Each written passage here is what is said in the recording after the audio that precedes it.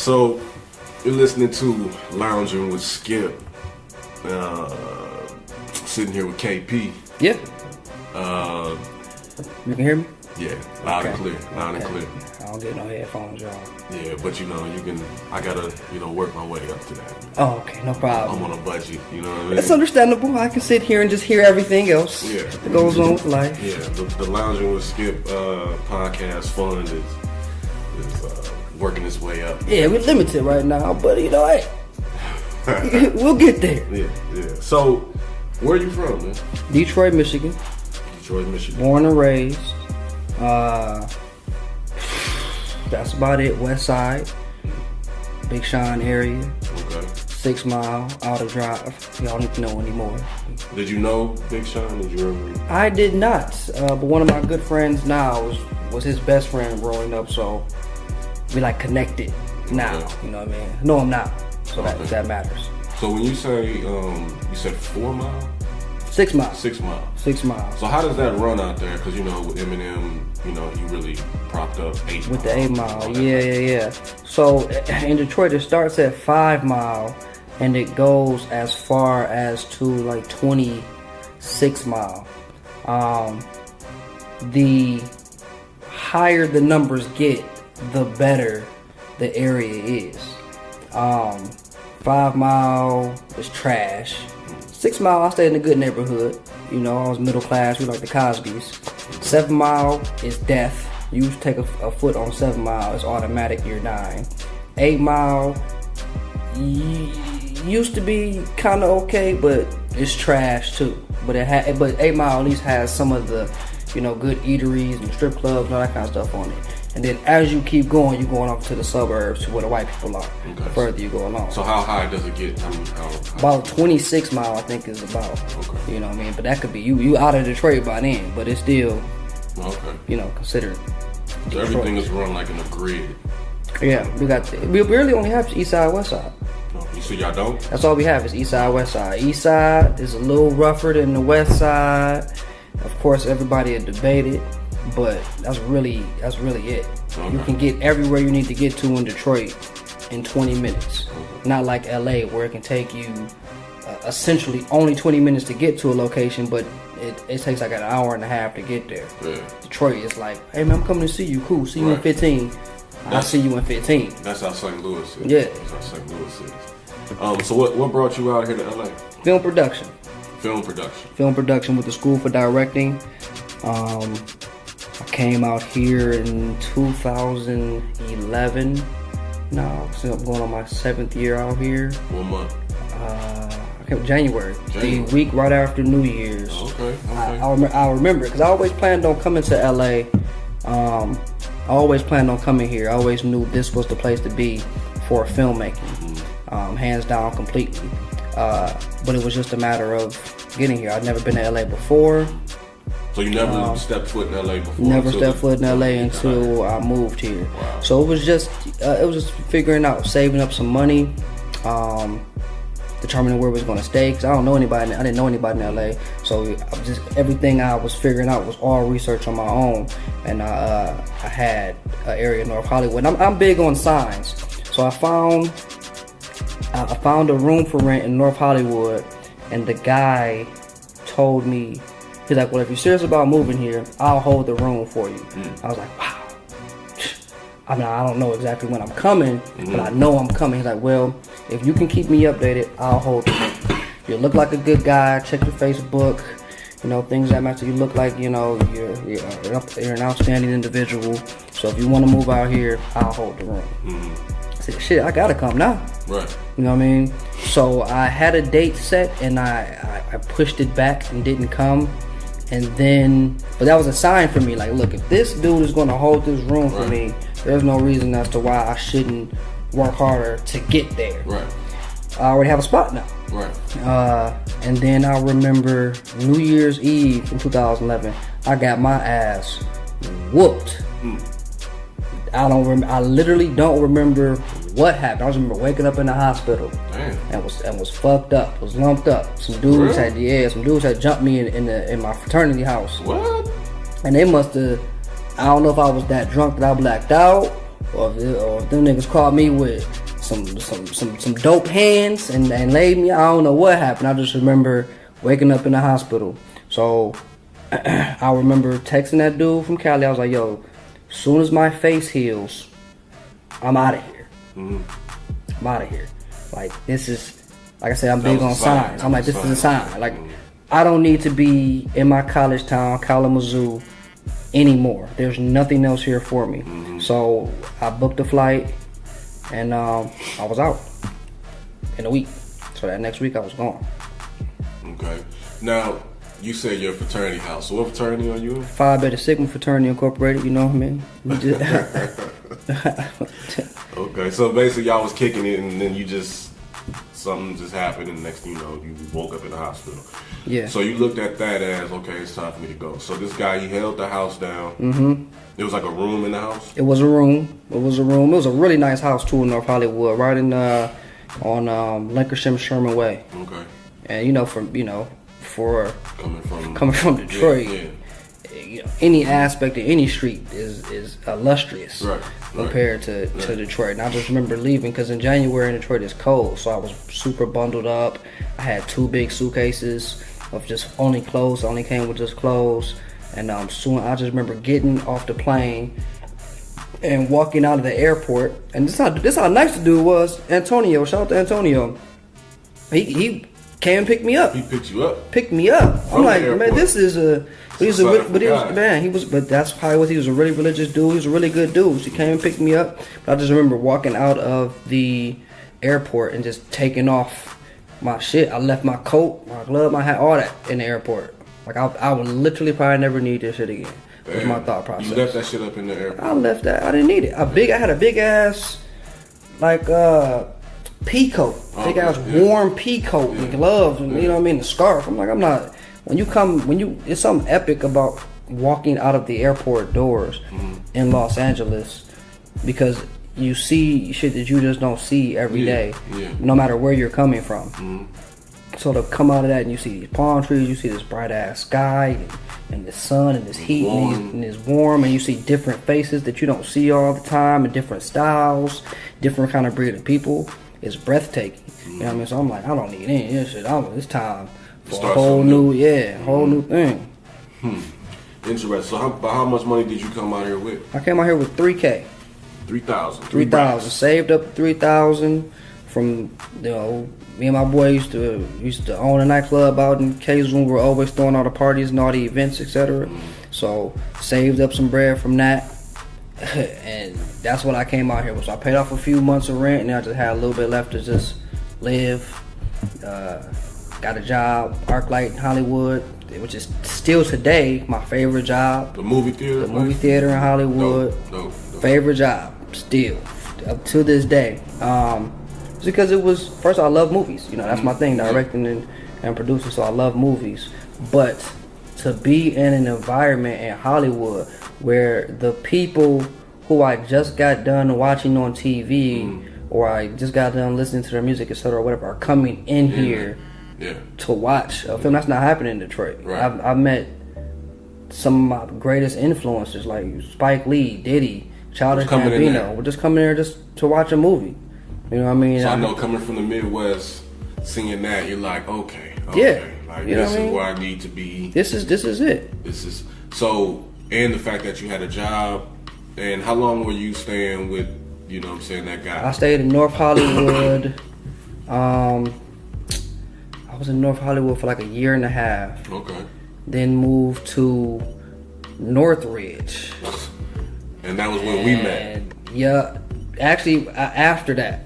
Because I moved to Northridge and I stayed with some old gangbanger Mexicans who was doing meth and some other weird shit.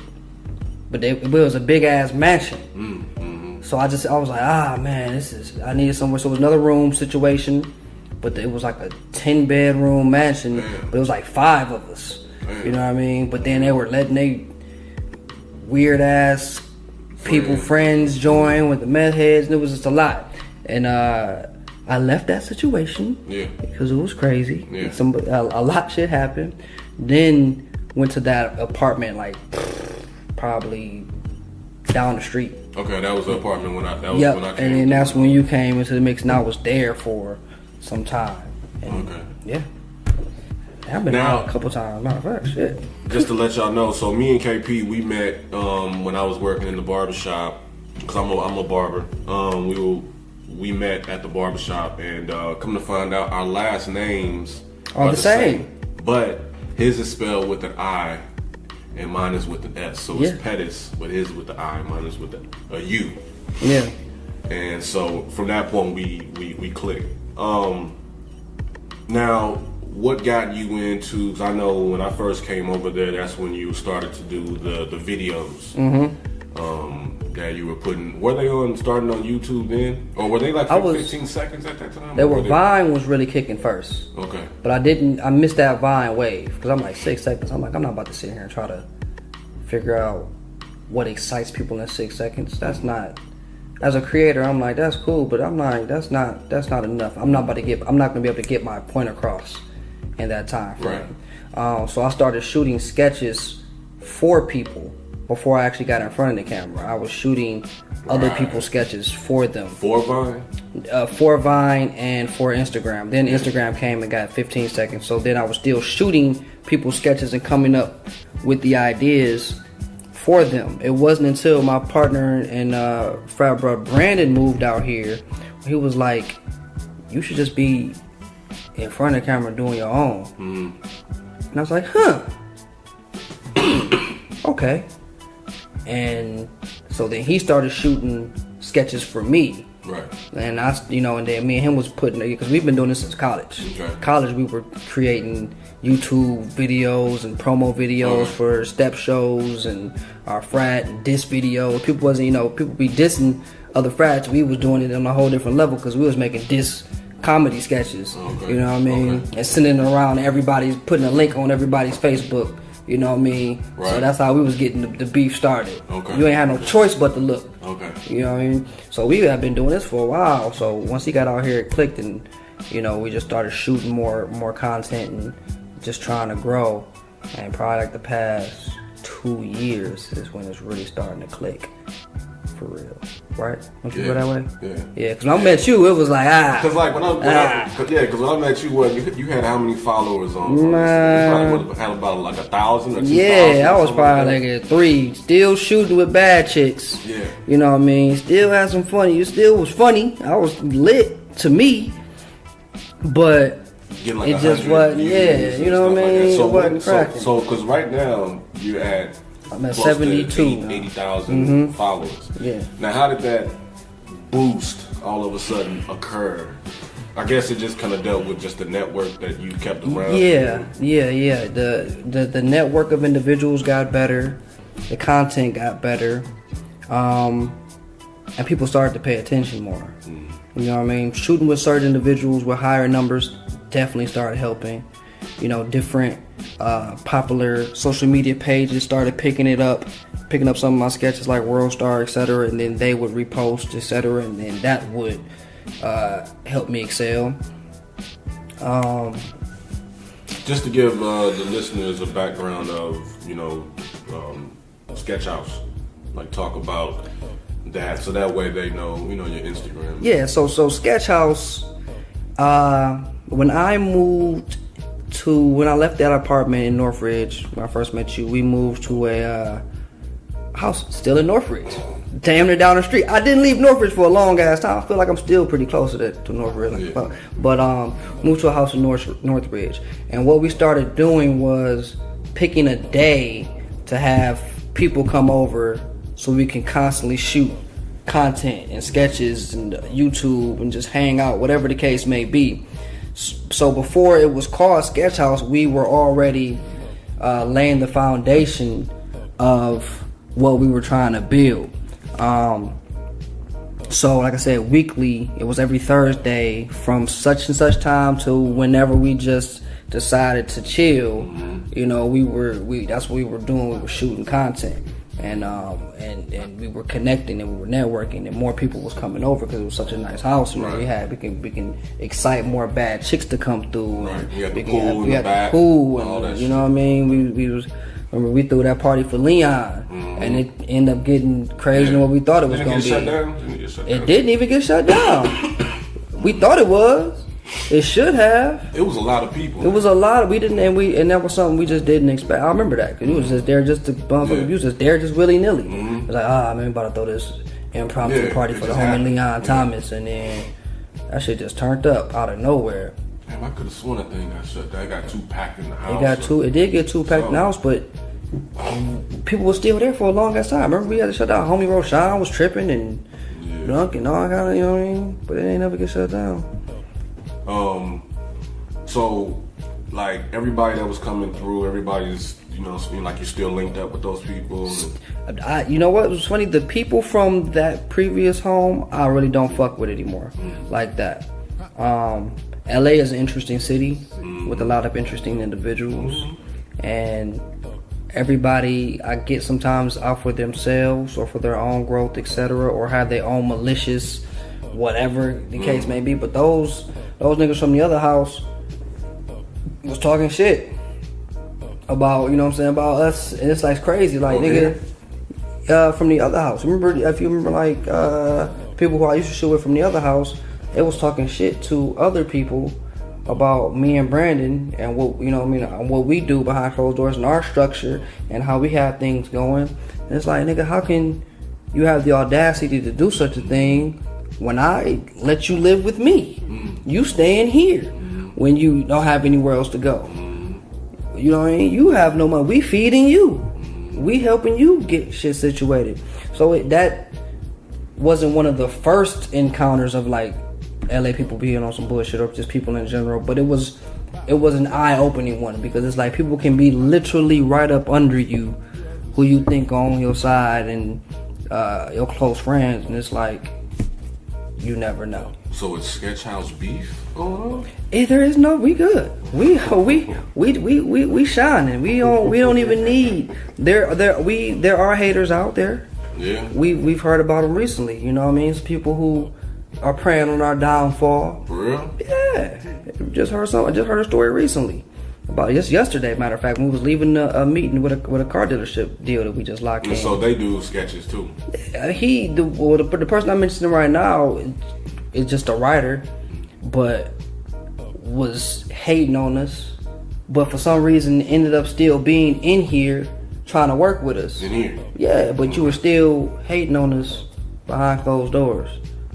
But you here, and people come here because we have a formula, we have a system, and we have the know-how with all of the networking and connections that we have that flood through here at Sketch House. And then what we've created, you never know who's going to pull up here. You know what I mean? One moment it could be some super bad model, the next minute it could be a Grammy, nominated rapper like the homie Problem, who was just here the other day. Or it can be my homie, RJ Collar, who was a Power Ranger in the movie and is getting ready to play Uncle Luke in the Two Live Crew movie coming out. You just don't know who you can meet and networking here. Right. And people get that. And people are paying attention to the growth and what we have going and what we're building.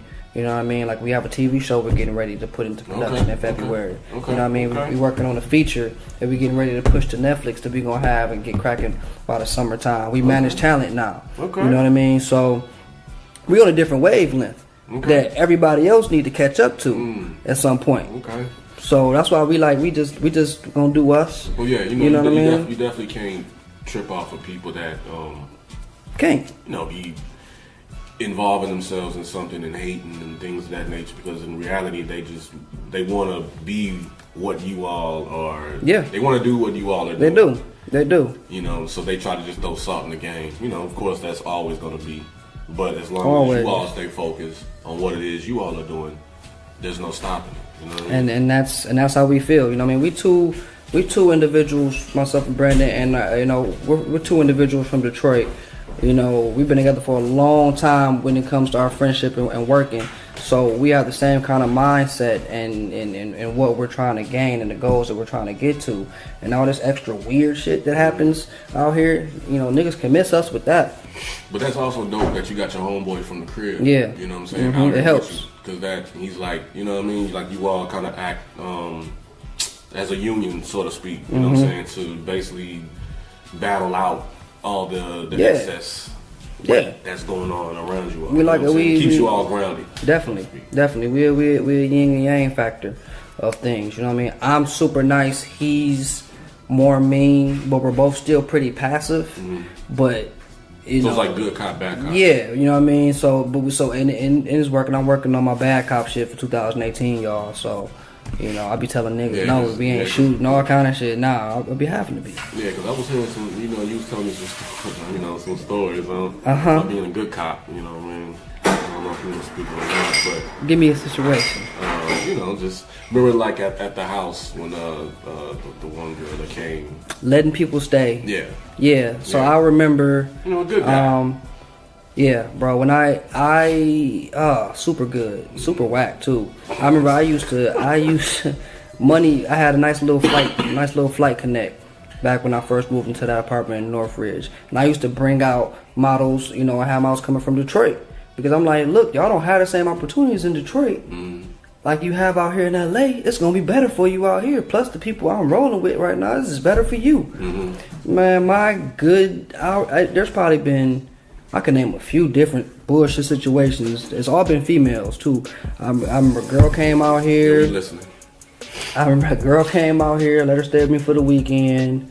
I took her to a you hear all that ice in the background, y'all? Yeah. Look at that, nigga. Yeah, you got the ice. Nicolette, right. All in the interview, Nicolette, all of that. Oh, okay. Well, that's great.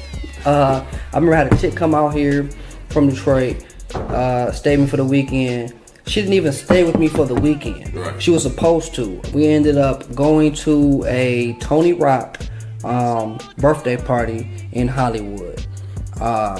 Moments later, she was like, hey, so this guy wants me to go to Kevin Hart's after party with him. I'm gonna go. That's cool. Me, I'm not, I'm not a hater. I'm not gonna be like, nah, you can't go. Because naturally, I know I can't fucking go. Right. Because I know what niggas be on. Right. All right, so sure, yeah, go ahead, have fun. Just let me know. Keep me posted. Yeah. So like I said, keep me posted. Yeah. I didn't see her again until it was time to come get her shit for her flight. You know what I mean? It's the opportunist. That's it. I didn't see. There was no like. Bye. There was no text. Hey, I'm gonna stay over here for the weekend, or hey, I didn't text her just because I'm like I shouldn't have to. To me, I'm like Yeah, like where are you? Yeah, like yeah. You'll be back. Yeah. You'll be back. But there was no return. You know what I mean? I remember another situation. Was hanging with my homegirl. And one of my other homegirls wanted us to come visit her and her friend at the strip club. So me and her went there. Everybody was vibing, enjoying themselves greatly, having a good old drinks and, everybody vibing. It was like, well, let's go back to your crib. Let's. Why would we not? Okay. Get back to my crib. This is, once again, just being too fucking nice. I can't express that at all. Get back to my crib. All three of them are in my bed. All three. You know what I mean? It's like a scene from a movie. Okay. This is before the Lena days. Everybody, my girlfriend over there. This is before her days. Yes. But his girlfriend is here. You know what I'm saying? So everything. It's before, It's before her. It's before. So it was going down. It was going to go down. It was like a scene from a movie. You just got bam, bam, bam. From the Mac or something. Yeah, and everybody was with it. So. I'm like, cool, let's get going. This one girl, hey, I'm home. Can we get something to eat or what's going on? Get something to drink, eat? I'm like, I don't.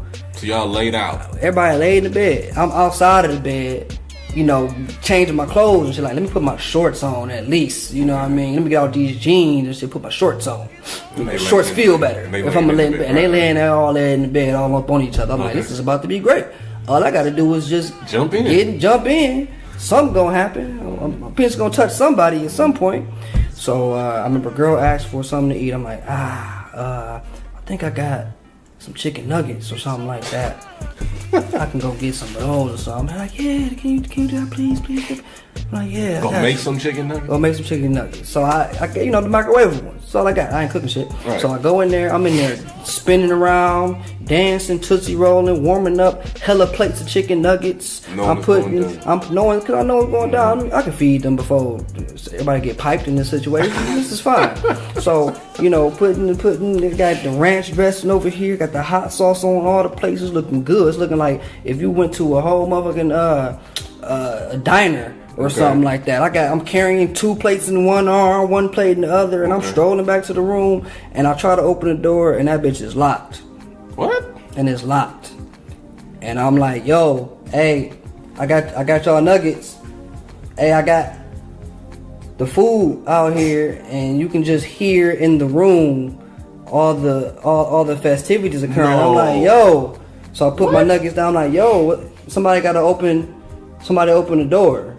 Nobody comes and opens the door, and it's like the saddest shit ever as I'm sitting here with these nuggets. So now I'm mad, and I go throw all the nuggets away. I'm like, fuck these nuggets and fuck these girls. And I'm sitting on the couch, and then probably like 20 minutes later, they come out like, oh, where's the nuggets? Bitch, get away from me. I threw them away. Why you do that? Because y'all fucking locked me out my room. I didn't lock the door. Shut up. Everybody shut up. Everybody. Are you serious? Everybody. Let me tell you how nice I am, though, and how whack I was. They was still hungry. I went and made them some more nuggets. That's how weak I was. Now, what year was that? Was it 2018? This had to be. 2000. We in 2018 right now, so that was what, 15? Damn. Probably. Whenever I stayed, whenever was that in the apartment? Yeah, that was in the apartment. For earlier, yeah. So what was the outcome of that? Something like that. Like they had a great time. Okay, but I'm saying then you got the nuggets, and then they just sat there. What's interesting is that the story that you tell like this, I can see it as your videos. Like it makes the videos that you have make sense. That's what makes them funny. Mm-hmm. You know what I mean? I try to pull from real life situations because I can see that being one of those videos. Yeah. I think I almost shot something like that at one point in time. But yeah, that's being too nice. I have hella moments of that. So what so are you that nice now? I'm still pretty nice, but I'm trying to break out of that mode. Sometimes, I feel you because I fall into that category too, man. It's being too nice. Yeah, being too nice, but you gotta understand that, there's a time and place. It's a time and place for being too nice because you got people will take advantage. Yeah, and people will take advantage of you. And I've gotten taken advantage of a lot out here. Not just by chicks, but like by people who need me to or ask me to do something for them because they know I'm gonna do it because that's the kind of individual I am. But now I have to be more exclusive and on what I decide to do in situations and scenarios, and I have to turn people down. I've been turning a lot of people down on shooting sketches. Right. Now, yeah, girls hit me up all the time, or dudes, whatever, they want to shoot, and it's like, no. And they pay to come over? No, this is just regular. That's why we had that conversation before. Like, then you gotta charge. Charge the people to come over here to use the facility. It's like a recording studio. Yeah. As an artist, people want to use a studio. $25 an hour, $30 an hour to come through and film. So if they come through and shoot a sketch, it's gonna take 4 or 5 hours. Give me $150. Oh yeah, we charge now. We still have the one day that's open to the public, but it's not open for everyone. Okay. Now, it's more exclusive. But for our sketch house, like our sketch house talent who's exclusively kind of with us, they can shoot. They have their certain days they want to shoot, etc. So if somebody else just randomly hits us up like, hey, I want to shoot a sketch house, cool. So this is how much it's going to be. Right. You want us to help you shoot it. This is how much it's going to be on top of that. And people are willing to. Yeah, you want me in it. It's going to be this on top of that. All that kind of stuff. Because people be wanting to come here and shoot because they want to get. Of course, you want to grow. You want to get the notoriety. You want the following, but you're not about to just use us to do so. Right. Because that's what it's turned into now. That's why I have to turn people like, no. You know what I mean? Man, well, I appreciate you taking this interview, man. Hey, man. I'm sorry about that from the get-go. I ain't no whole ass nigga now. I'm like, damn. Okay. Yeah, I still ain't changed much. I just don't let the bullshit happen. I guarantee I'll never go get chicken nuggets again if it's another threesome is about to foursome. If it's about to happen, I guarantee that y'all gonna shit. Now, were these different ethnicity chicks? It was a dark skinned chick. It was a dark skinned chick and 2 chicks like my complexion. So people like us. I don't know. People call me light skinned. So they're black. Yeah, all black. Young girls, like about 21, 22. Yeah, like 22. Fresh out here? 22. No, they've been out here for a minute. One was like the ringleader because she was like, she had been in the lifestyle for a while. You always got that one girl that's been in the life already, that's seen everything, and know how things go. Then you got like the gullible girls who like, oh my God, I want to be like. So she was probably the one that locked the door. She probably was. Hey, one of y'all go lock the door. Okay. Yeah. And go lock the shit. Damn. What I didn't know back then is I had a window in that room. I could have just came through my window, but that was before I knew about that window. Cause I locked myself out a couple times. I used to come through that window. But if I would have known back then, niggas would have seen me come through that window. I don't care who would have been watching. Where you going, sir? Through my fucking window to get this ass. Know what? I would have ate the chicken nuggets. I would have, you know what I'm saying? I wasn't even. I was so defeated. I was so upset. And one, I wasn't hungry. You know what I'm saying? I was drunk already. I'm like, I don't want no nuggets. And you was drunk. Yeah, it was late. It was like 3 in the morning. I'm like, I don't want no fucking nuggets. I just want whatever kind of massacre was about to occur in here. And that didn't happen. So what are your plans for the future as far as with Sketch House? As I know far you're as talking the plans, about with these. So we have Sketch House trademarked. We're an entity now. We're a conglomerate. We're a company, and and under Sketch House, we're like the umbrella, and under we have different, different brands and companies under us. Like Sketch House, like the film department, the talent management, the photography. Y'all doing it like that? Yeah, we do so much. All right. You know what I mean? We do so much now. So it's just trying to figure out what's best and not put so much on our plate that we burn ourselves out. But I've always been like a fan of just doing as much as I can now so we can be in the thick of things later. You know what I'm saying? So wearing ourselves thin, but so we can be in the thick of things as time progresses. So like I said, we have a show called Sketch House, starring some really popular, dope influencers that we plan on going into production in the middle of February. It will be possibly on YouTube. However, we've been and we have some meetings coming up with some people who want to buy it. Okay. So if that's the case, then we can be on a network or on one of these different like free outlets, form, like freeform, this kind of thing. You know what I'm saying? So that's the dope thing about nowadays. How there's so many different outlets for content. Yeah. So many different stations. So many different. That's the dope thing. Like even with YouTube having YouTube Red, they have YouTube Red movies. Yeah. Now, And that's the thing. And those kind of companies like that, because they're trying to keep up with competitors like Netflix and Hulu. Places like YouTube Red are paying. They're paying for content. Freeform is probably, you know what I'm saying, out there as paying for content. Look Who is paying for content. What's it called? Look Who. Look Who. Yep. LOOKHU.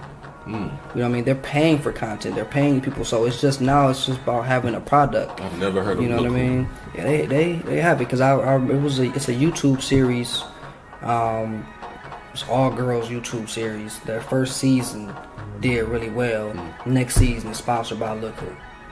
So Look Who picked them up, put that money behind it, and now they're gonna run with that. So So is Look Who an app? It's it might be an app, but I know it's a I think it might be a like a networking thing, like how Kevin Hart has LOL and shit like that. So it probably is. Okay. But they got money. That's dope. That's dope. So pretty much for the future right now, you're just working on more stuff. And Working on content. Content creation is our big thing. Continuing to grow, putting our people in better situations as far as just beyond sketches, because sketches is just a setup for what's to come. And so do right you now, want to act? This year I told myself I was going to get more into acting. I told myself this year I was going to actually go out on some auditions and just see what happens. You know what I mean? Because I don't consider myself an actor because I didn't train or take classes, which I could, etc. People just think I'm funny. And being a director, I know what I would want to see out of a vision. So I can show how that's done sometimes better than most because I know what needs to be, you know what I'm saying, seen. Like I was saying, I think you need to expand on that character, man. Which one? The one with the wig. The blonde wig. Stuart Stanley? Yeah, man. You need to expand on that. That character is funny, man. That's, you know what I mean? Yeah. I think that should be like a whole other IG page of just that character in the videos. You know what I mean? Yeah. Because and that, you know, I don't know, something about it can just kind of turn into another type of thing. Oh, I'm with it. That's what I sense from it. You know what I mean? I'm not opposed. Definitely not opposed to it. So, last words. Just what's something that you know they always say this cliche question, but what's something that for somebody that's trying to venture out from their city, where they're from, and they want to move to LA to pursue whatever it is that their passion is, their dreams. What is something that you would tell them for them to, you know, take in and say, you know what, I'm gonna do this? The one thing I always have been saying for the longest is actually just take that chance. Fear holds so many people back that they never even attempt to accomplish a goal. There are so many people in Detroit that are fearful of leaving their element and their norm that they never venture off anywhere else to even attempt to be in anything else. And that's the biggest step. Like literally all you have to do is take that leap and then from there figure it out. You don't have to have everything situated or know everything at that point in time. When I moved to LA, I didn't know anybody, I didn't have a job, I didn't know what steps to take to get to where I wanted to go, but it's just being here was the most important thing first and foremost because I knew this is where entertainment lived. This is the hub. Yeah. But if I would have stayed in Detroit, like, oh, I'm just scared. I don't know anybody in LA, and I don't know how I'm gonna eat and how I'm gonna do this, then I'll still be in Detroit, working a regular ass job, 9 to not 5. Regular 9 to 5. Getting off work. 8 kids right now. You know what I mean? And that's not where it is. So getting past your fear is the main objective for anybody who's trying to get into anything that's dream pursuing.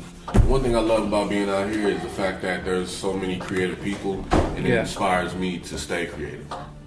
You know what I mean? That's the one thing I learned about being out here in LA. Yeah.